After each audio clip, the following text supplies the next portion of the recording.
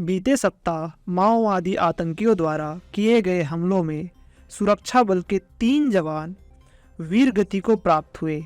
इसमें सीएएफ के जवान कमलेश साहू, बीएसएफ में हेड कांस्टेबल अखिलेश राय तथा सीआरपीएफ की 165वीं बटालियन में पदस्थ एसआई सुधाकर रेड्डी ने देश के लिए अपने प्राणों की आहुति दी।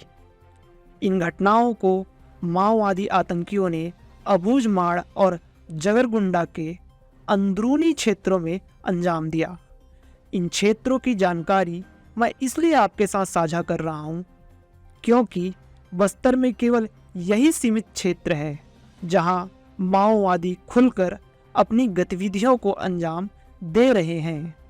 बाकी अन्य स्थानों में सुरक्षा बलों के आक्रामक अभियानों के चलते माओवादी बैकफुट पर जा चुके हैं। अब केवल जगरगुंडा और अबूझमाड़ के क्षेत्र में ही अपने अस्तित्व की अंतिम लड़ाई माओवादी लड़ रहे हैं।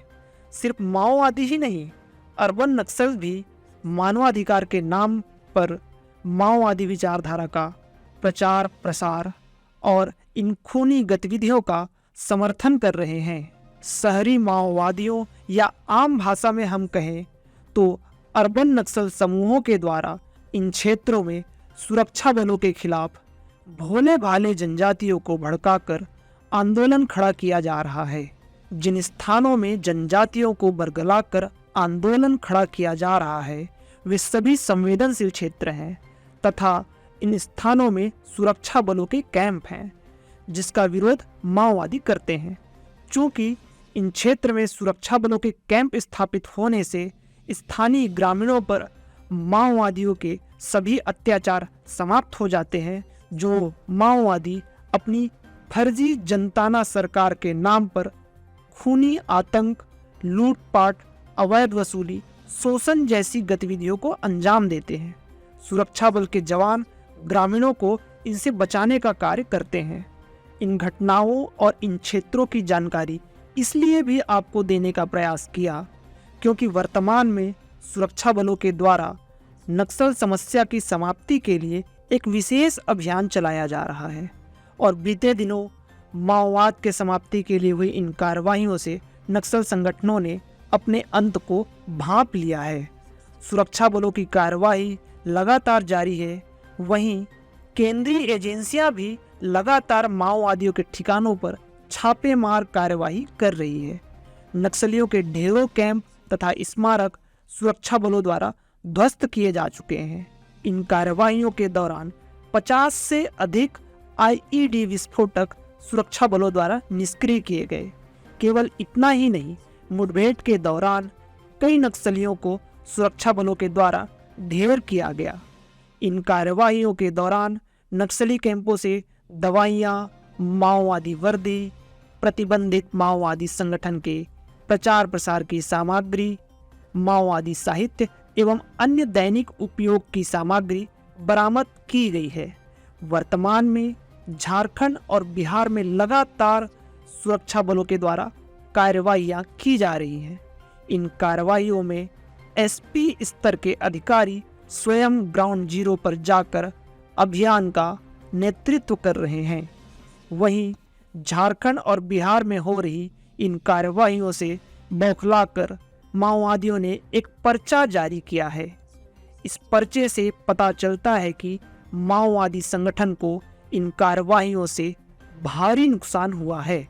नक्सलियों ने अपने इस पर्चे में मुख्य रूप से नक्सल उन्मूलन के लिए बनाए गए अभियान सूरज कुंड योजना का विरोध किया है।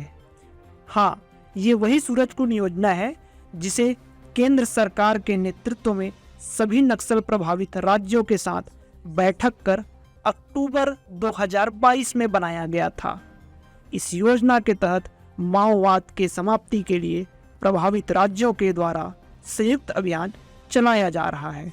यहाँ यह बताना महत्वपूर्ण है कि इस योजना में धुर माओवाद से प्रभावित क्षेत्र दंडकारण्य का माड़ और झारखंड का सारंडा क्षेत्र शामिल है।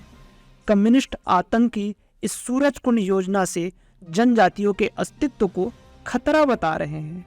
इस योजना से जनजातियों के अधिकारों की रक्षा के आड़ में हिंसा एवं आतंक का पर्याय बन चुके माओवादियों ने सबसे ज्यादा इन्हीं जनजातियों का शोषण किया है। हजारों निर्दोष जनजातियों की हत्या करना हो या लाखों जनजाति परिवार को बेघर करना हो, जनजातियों के अस्तित्व को खतरा बताने वाले ये वे नक्सली हैं जिन्होंने सैकड़ों निर्दोष निरपराध जनजातियों की जघन्य हत्या की है। इन सभी गतिविधियों में माओवादी संगठन सबसे बड़ा जिम्मेदार है। सिर्फ सूरज कुंड योजना ही नहीं, इसके पहले भी कई प्रभावी ऑपरेशंस सुरक्षा बलों के द्वारा चलाए गए हैं, जिसमें ऑपरेशन समाधान प्रहार, ऑपरेशन ग्रीन हंट जैसे बड़े अभियान शामिल हैं। इन ऑपरेशंस का प्रभाव इतना अधिक रहा कि नक्सल संगठन के अलावा तथाकथित सामाजिक कार्यकर्ता का चोला ओढ़े अर्बन नक्सल समूह को सामने आना पड़ा। इन कार्रवाइयों से सिर्फ माओवादी संगठन ही नहीं बल्कि अर्बन नक्सल्स को भी यह समझ आ चुका है कि उनके द्वारा सशस्त्र क्रांति के नाम पर चल रही कम्युनिस्ट आतंक की खूनी गतिविधियां जल्द ही समाप्त हो जाएंगी। हाल ही में माओवादियों के द्वारा मनाए गए PLGA सप्ताह के दौरान सुरक्षा बलों की आक्रामक कार्रवाइयों का असर देखा गया।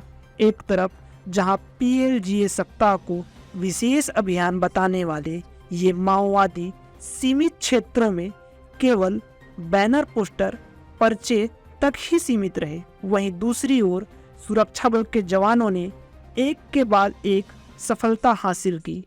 इस असफल PLGA सप्ताह के बाद अब माओवादियों की दंडकारण्य स्पेशल जोनल कमेटी ने 16 दिसंबर से एक दमन विरोधी प्रचार अभियान चलाने का प्रयास किया तथा अपने इस अभियान के अंतिम दिन 22 दिसंबर को भारत बंद की घोषणा की।